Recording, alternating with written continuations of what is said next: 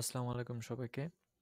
দীর্ঘদিন ধরে আমরা ভিজুয়াল স্টুডিও বা ভিএস কোড এডিটর ব্যবহার করে আসছি আমাদের প্রধান আইডিই বা কোডিং এডিটর হিসাবে। তো আজকে আমি আপনাদেরকে পরিচয় করিয়ে দেব পাইচার্মের সাথে। পাইচার্ম হচ্ছে একটি প্রফেশনাল পাইথন আইডিই যা স্পেশালি পাইথনের জন্য ডেভেলপ করা হয়েছে। তো পাইচার্মের ২ টা ভার্সন আছে। একটা হচ্ছে প্রফেশনাল, যেটাকে হচ্ছে আমাদের ডলার দিয়ে কিনতে হবে। তবে আপনি চাইলে এটা ৩০ দিনের ফ্রি ট্রায়াল পাবেন। তো আমি হচ্ছে এটাকেই ডাউনলোড করে নিই। এবং আরেকটা হচ্ছে কমিউনিটি ভার্সন। কমিউনিটি ভার্সনের জন্যে আপনাকে কোনো কিছু ডলার দিয়ে কিনতে হবে না। সো আমি যদি আপনাকে কমিউনিটি ভার্সনটা দেখাই, এটা হচ্ছে কমিউনিটি ভার্সন এবং এটা সবার জন্যে ফ্রি। এখানে দেখতেই পাচ্ছেন ফ্রি এবং ওপেন সোর্স প্রজেক্ট। তো যেহেতু ফ্রি এবং ওপেন সোর্স সেহেতু এটা কোথাও কিনতে হবে না। তো পাইচার্মের সুবিধাগুলো কি কি? পাইচার্মের আসলে অনেকগুলো সুবিধা আছে, কেননা পাইচার্ম যেহেতু ওয়ান অ্যান্ড অনলি পাইথনের জন্য ডেভেলপ করা হয়েছে। তো সেহেতু পাইথনের অনেক কিছু, অনেক জিনিস, অনেক ডাটা আমরা অতি সহজে এর ভিতর পেয়ে যাব। তো আপনি চাইলে এখানে সিস্টেম রিকোয়ারমেন্ট দেখে নিতে পারেন। আমাদের 64 বিটের জন্যে উইন্ডোজ 10 বা লেটার ভার্সন প্রয়োজন, অথবা উইন্ডোজ সার্ভার ইউজ করলে 2019-এ যে সার্ভার সেটা প্রয়োজন। 2 জিবি ফ্রি র্যাম প্রয়োজন, 8 GB system RAM recommended. So 2 GB RAM হলেই চলবে, বাট তারা 8 জিবি রিকমেন্ডেড করছে। 3.5 জিবি হার্ড ডিস্ক বা প্রয়োজন, তারা এসএসডি রিকমেন্ডেড করছে। এবং 124/768 মিনিমাম স্ক্রিন রেজুলেশন প্রয়োজন। এছাড়াও আপনি চাইলে ইনস্টল ইনস্ট্রাকশন দেখতে পারেন, যেটা দেখার আমাদের কোনো প্রয়োজন নাই, আমরা সবাই ইনস্টল করতে পারি। আপনি চাইলে থার্ড পার্টি সফটওয়্যারগুলো দেখতে পারেন, যেটা হচ্ছে পাইচার্মের সাথে থার্ড পার্টি হিসাবে আসে। এবং এখানে বিভিন্ন ধরনের সফটওয়্যার দেখতে পাচ্ছেন যেগুলো তাদের মেইন ডেভেলপমেন্টের সাথে চলে এসেছে। তো আমাদের ডাউনলোড প্রায় শেষের পথে, আর 19 সেকেন্ড প্রয়োজন। তো এখানে আপনি ডেভেলপার টুলসও দেখতে পাবেন। এদের অনেকগুলো ডেভেলপার টুলস আছে, যেমন গোল্যান্ড হচ্ছে গো প্রোগ্রামিং ল্যাঙ্গুয়েজের জন্য। আম, এবং আমরা অতি দ্রুত গো প্রোগ্রামিং ল্যাঙ্গুয়েজ নিয়ে কাজ শুরু করব এবং আমাদের ইউটিউব চ্যানেলেও সেটার ভিডিও আসবে। এবং আমরা আপডেট জানাই দেবো যে আমরা কখন গো প্রোগ্রামিং ল্যাঙ্গুয়েজ নিয়ে ভিডিও তৈরি করব।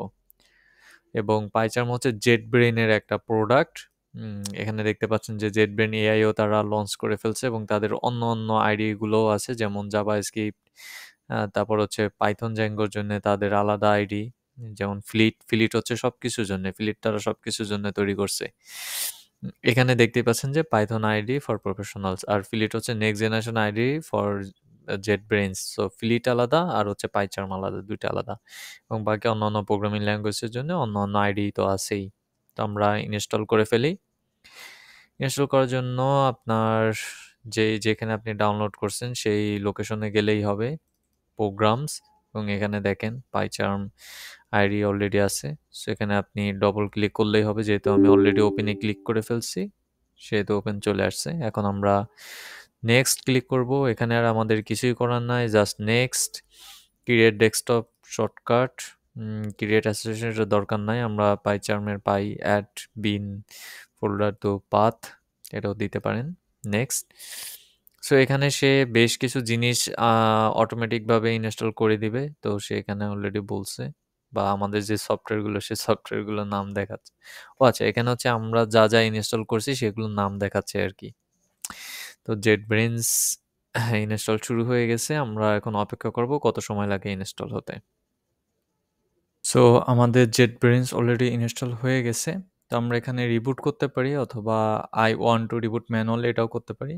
So I want to reboot manually এটাই আমি দিলাম। তো সব কিছু মিনিমাইজ করলে এখানে আপনারা পাইচার্মের আইকন দেখতে পাবেন। এখানে ডবল ক্লিক করলেই পাইচার্ম ওপেন হবে। তো পাইচার্ম যেহেতু একটা ভারী সফটওয়্যার সেহেতু একটু সময় লাগতে পারে। এখানে আপনি I confirm that I have read term and service এবং কন্টিনিউ। আমি সেন্ড করতে চাই না, তাই ডোন্ট সেন্ড। আমি অ্যাপ্লাই করতে চাই 30 দিনের ট্রায়াল, তাই অ্যাপ্লাই এবং অ্যালাউ করে দিলাম। এবং অ্যালাউ করার পর তারা তাদের ওয়েবসাইটে নিয়ে আসলো, your PyCharm trial is start now. Okay.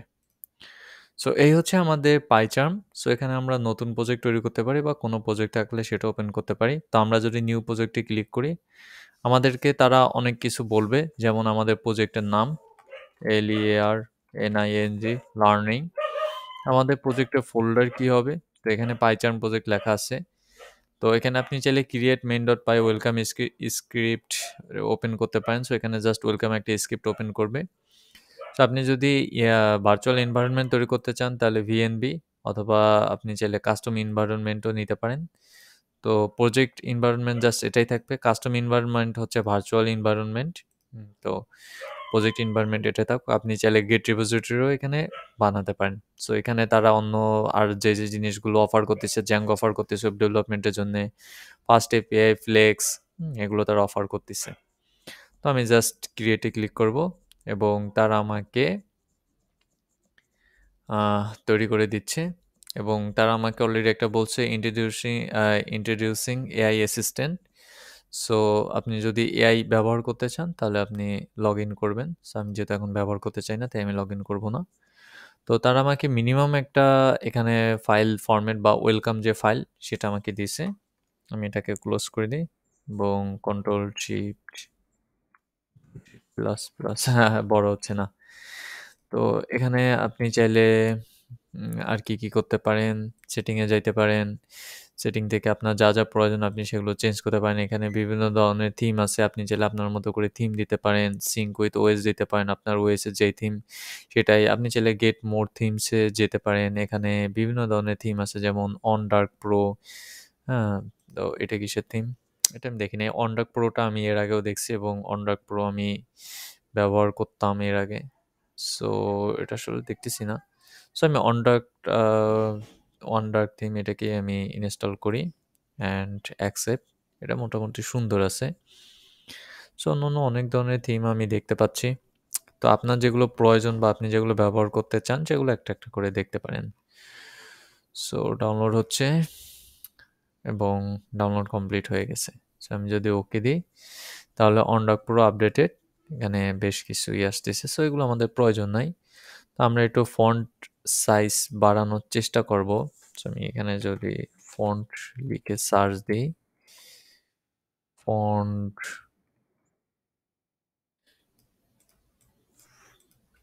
Font FONT।